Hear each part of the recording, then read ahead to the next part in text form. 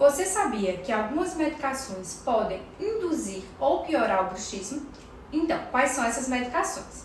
Antidepressivos como inibidores seletivos da recaptação de serotonina, como a paroxetina, fluoxetina e sertralina, inibidores da recaptação de serotonina e noradrenalina, como duloxetina, venlafaxina e até mesmo os estimulantes do sistema nervoso central, como o metilfenidato, a ritalina e também o Vyvanse. Então, se você começou a fazer uso dessas medicações ou trocou recentemente por esses medicamentos e percebeu sintomas como dor na face, dor na ATM, dentes doloridos, cansaço na musculatura, dor de cabeça ao acordar, marque a sua consulta.